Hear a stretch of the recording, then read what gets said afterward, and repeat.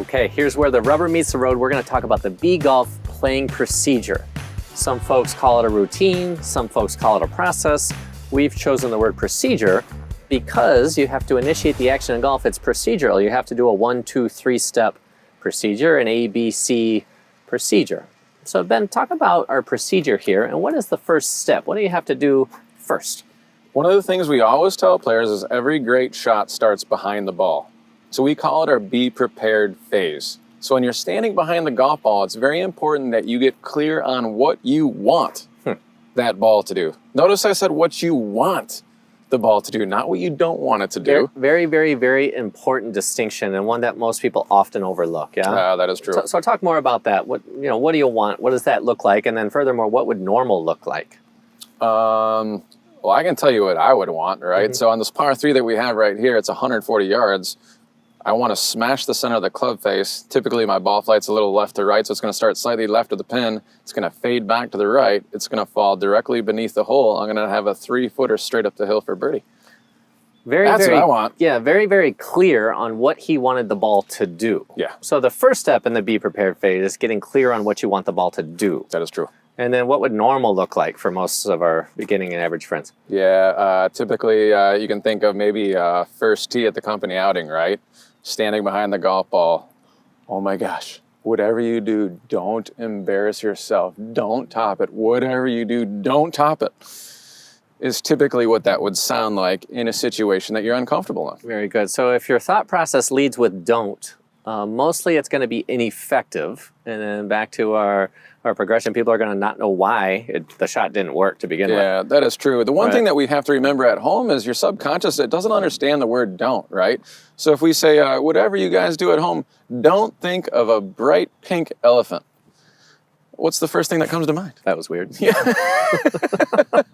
There's the pink elephant, right? So the subconscious really doesn't understand that word. So when you're saying don't top it, there's a clear image of you topping a golf ball, and then what happens is your cerebellum self-organizes to make that actually happen. Very good. So we talk about the be prepared phase, and that starts, you said every good shot starts behind the ball. You got it. Very good. So you're going to get clear on what you want the ball to do. Yes. And then what's the next most important piece? You want the ball to do something, and then what do you have to do to be prepared back here? Yeah, I have to get clear on what I'm going to commit to throughout the swinging motion. And we're talking one thing. We're not talking checklists. So what one thing can I commit my attention to through the motion?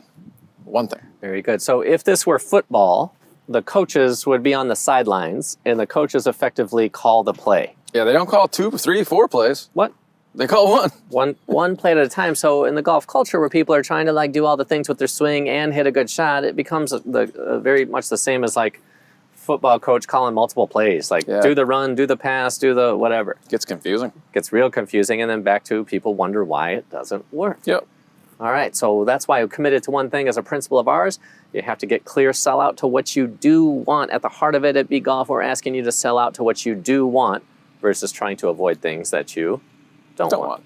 And then you have to decide, well, here's what I want. What one thing am I going to do to get what I want? Yep. Football team wants to score a touchdown. Everybody in the stadium knows that. But the coach has to call the play, yes? That is true. All right, very good.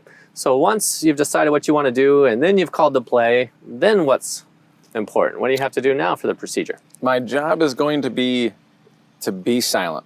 So as I'm walking into the shot and as I'm starting to set up to the shot, it's very, very important that we start to quiet down the mind. We do not want it to be overactive.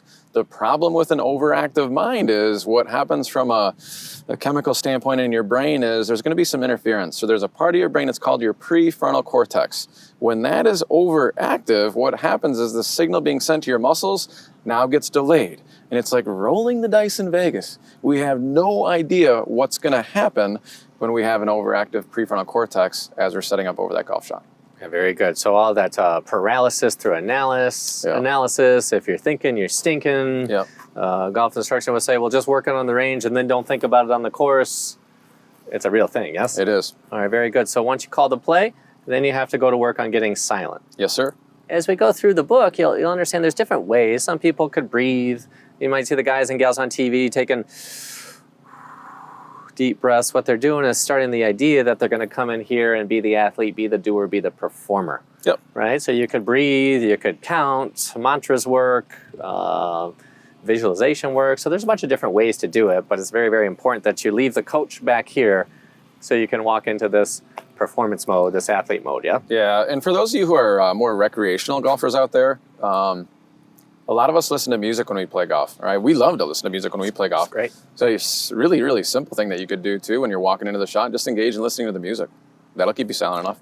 Anything other than having a racing mind where you're bringing the coach onto the field, right? Yep. So Tom Brady, as good as Belichick is, he does not want Belichick on the field or in the huddle with him. He's too old and slow. It doesn't work that way. Yeah. Very good. So we got to decide what you want, sell out to what you want. Then you have to start the process of getting silent so you can leave the coach on the sideline. And then the third step to this procedure is? You must be committed to what you say you are going to commit to, right? So if you told yourself that you were going to commit to, I don't know, let's say swinging freely, moderately to the left, you need to keep your attention there throughout the entire motion while being completely detached from the result. We know the result matters to you. But what we also know, if you're worried about where the ball is going to go while you swing, it's not going to work out the way that you want it to. So it's really important that you stay committed to your intention all the way through the motion. So you have to run the play, do the thing, keep your attention on the play that the coach called. Yep. That's where this procedure is critical. It's where the rubber meets the road, because in other sports, it's very, very clear the roles. There's coaches, there's the players, and then there's the GM in the front office, if you will. Yep. But in golf, a lot of people don't know that you have to be all three of those roles. Yeah. So back to the 1 to 5, keeping yourself accountable to that. 1 to 5 is where the GM comes in. You have to grade yourself. How well were you prepared? How silent were you? And then how much of your attention was on the play call or the one thing? Yeah? Yes, sir. Could you walk us through this and just show us what it would look like and kind of say out loud what you're doing and then just take your time to walk people through it? So George, if you kind of want to come in on the side here, you're going to kind of see me walk through this process. I'll kind of look at the camera as I'm talking. So remember, every great shot starts behind the golf ball here. So I'm going to describe what it is that I want. So I want this 9-iron to be flushed. It's going to start just to the left of the pin. There's a tree just to the left of it. It's going to fall back to the right just beneath the pin. What I'm going to commit to through my motion is going to be just exhaling. So I'm not even going to have a swing thought. And then what I'm going to do to keep myself internally silent when I walk into the shot is I'm just going to do a slow breath in through my belly. So I'm going slow breath in through my belly as I'm walking and setting up. Then I'm going to begin the exhale, and I'm going to keep my attention on the exhale all the way through the motion. That's it? I've got a plan. That's what I heard. So has a plan for the shot that he's about to hit. In no way, shape, or form is hope a strategy or trying to avoid something that don't do something. Nope. So Ben is going to be very intentional. He wants the ball to do something. He said that. He's decided he's going to commit to the exhale. Starting the process before you even get in there. Yep. And then paying attention to that throughout the whole motion. Yes? You got it. Walk us through it. Here Show I us go. what you got.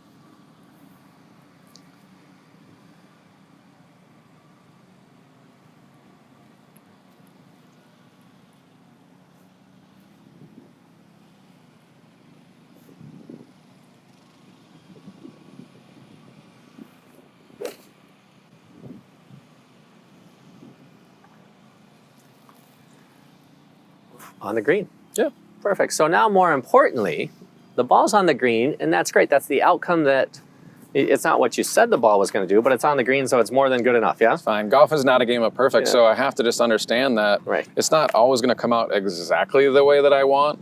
It came out, what I would say, is pretty good. Right. Now, did it cut back to the right like I thought it was going to? No, it just kind of stayed to the left, but it's on the green, and it's 35 feet. It's totally fine. So now, more importantly, and then what we're asking you to do when you're on the golf course is grade or attend to your process, your procedure. So on a scale of 1 to 5, to what degree do you feel like you sold out to being prepared? What would you grade yourself? 5. 5. It looked that way. It didn't look like you were doing anything else to me or to the camera, I think. Yep. Good. And then as far as getting silent going into the ball, on a scale of 1 to 5, 5 would be totally internally silent. 1 would be a whole bunch of noise and racing thoughts. I was deep. 5. Very good. And then you said you were going to focus on your exhale throughout the entire motion. So 5 would be that's all you were doing. A 1 would be I forgot. 5. $5 footlongs, baby. Very good. So in this case, we talked about focusing on things that you can control and things that matter, and ultimately identifying what works for you. So in this case, Ben executed his 3-step procedure And then grading that, attending to that. Yeah. Right? And then I had the self-awareness to reflect back on what happened. So this is a very important part of the process here. So most players, when they're playing golf, the errors are occurring here. But you know what they keep doing? They keep blaming the swing and trying to fix it when they have an internal problem. So you need the self-awareness to reflect back on what happened on each of these golf shots, because it could be as simple as, well, maybe I'm just not internally silent enough when I'm over the ball, and that's what's causing the problem. Yeah, so back to understanding the why, Yep. the reason for the shot doing, right? Yep. And in this case, this awareness, so like, let's say you did that and it kept working, right? You would have to be aware to the fact that when I do this, I get that, and if I keep doing this, let's see what happens, right? It's going to be cool on the back end. I know that. And then on the contrary, let's say that if the ball doesn't do what you want and you executed your steps, your procedure, then what do we do? Then we use the ball as the teacher. So then at that point in time, I'm using one of the flow charts that we've created through B Golf to maybe help diagnose what's going on. But even at that point in time, if I've only done it 1 or 2 times, there's really no pattern. So I'm still not changing anything at that point in time. The one thing that we understand with all these B Golf tools that we're giving you guys, it's a lot of tools, but only use them if you absolutely have to. So like I said, if there's no pattern that's occurring here, I'm not making an adjustment after every swing. And that's where people struggle big time on the golf course, is when the ball doesn't work out, they start trying to fix things they don't quite understand. And it leads, one bad shot or one off-hit shot to a whole bad day, right? Yeah, it's a wild goose chase. Yeah, so we're going to be aware when you execute your process and it works, great, keep doing it. If you execute your process and it doesn't work, we're not going to start fixing every little ball. That's like being a day trader in the stock market. It's too much. We're going to look for tendencies or patterns. Yep. And then we'll use the flow chart to understand the appropriate adjustment to make. Yep. So if you can start to hold yourself accountable to this process, this procedure, and understand what drives your performance, then you can identify what works and do more of it. Not try to fix things that don't work. That's an ineffective strategy. It's not workable. It doesn't work. All right. So we hope understanding this procedure through this demonstration helps you, and we can encourage you every practice session, take these tools out to the range and at least practice 10 shots where you're walking yourself through these steps using the 1 to 5 scale, so you can start to make it normal to play the sport this way so you can accomplish your goals. Thank you for joining us, and we'll look forward to seeing you soon.